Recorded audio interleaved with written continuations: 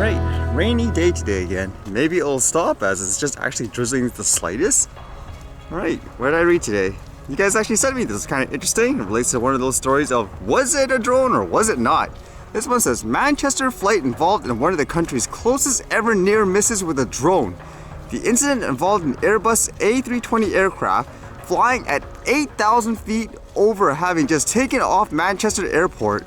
I was like, 8,000 feet? What are the odds that this is a drone? Or is this going to be that story that's kind of like that Jetpack Man one in the US? It says a plane was involved in one of UK's closest recorded near misses with a drone in the skies above Greater Manchester. The incident involved an Airbus A320 aircraft flying at 8,000 feet over having just taken off from Manchester Airport, according to a report by the UK Airprox Board. Both pilots in the cockpit of the EasyJet Manchester to Athens flight saw a large drone pass very close to the aircraft windscreen, the inquiry found.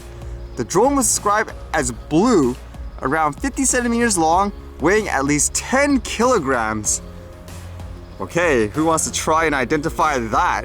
A blue drone that's like 10 kilograms up 8,000 feet in the air. Separation between the aircraft and the flying gadget was officially listed as 0. The UKAB put the September 4th incident in the most serious risk category because a definite risk of collision had existed. An EasyJet spokesman said the airline fully supported the investigation by providing all the requested information. The safety and well-being of passengers and crew is always EasyJet's highest priority, he added. Whether or not it's a drone, who knows? Although it makes you think, is this one of those situations where they're going to say, ban them all? It says here, EasyJet recognizes the growing popularity of drones and therefore welcomes efforts by EASA and the CAA and the other regulators across Europe which govern regulation in this area to take this issue seriously and ensure that the correct measures and regulations are put in place to ensure the safety of aviation is not compromised. I don't know, is that like a more neutral stance you would say, or was it still kind of crazy because, again, 8,000 feet in the air, man, what are those guys using? I would say it's probably not like a hobbyist drone, like a regular retail off-the-shelf one, correct? I would imagine.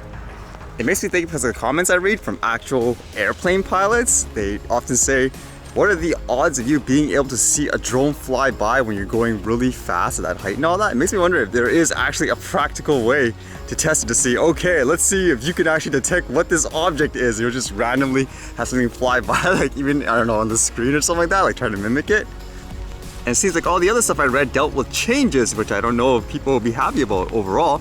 I guess the first one relates to here in Vancouver. It says Vancouver Council approves plan that could set fees to drive into the downtown core. Plan also proposes a carbon pollution surcharge on gas or diesel vehicles. So to my understanding, there will be tolls and stuff like that, I guess, to enter through the downtown core, which makes you wonder how that would actually work. Because, I don't know, to me, the city isn't that humongous, probably compared to like a lot of other places, I guess you could say, and it's connected to so many of the hiking areas. Like for me, I usually walk and stuff, so it doesn't really matter. But I can imagine people with vehicles, will this make them upset? Will they actually demand some kind of change, so to speak? And the other change that's apparently coming in 2021 relates to this platform on YouTube. It says update to YouTube's terms of service. It relates to things, I guess, like advertisements. Normally people would have to actually turn it on or they turn it off. Or if sometimes those companies, they claim for whatever reason, the video has stuff that they own, then they can put ads and stuff on it.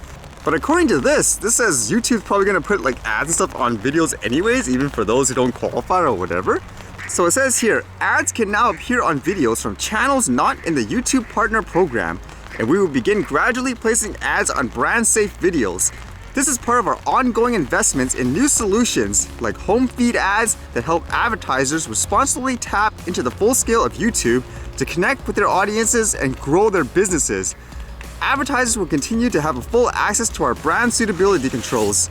It makes me wonder how a regular person would actually react to stuff like this, because usually a lot of people would be open-minded and they'll think, oh, well, you're supporting the person that's creating the work, for example. Whereas in this case, it's actually 100% just going to YouTube, so they say they can invest it into other things. So how would people actually feel about that?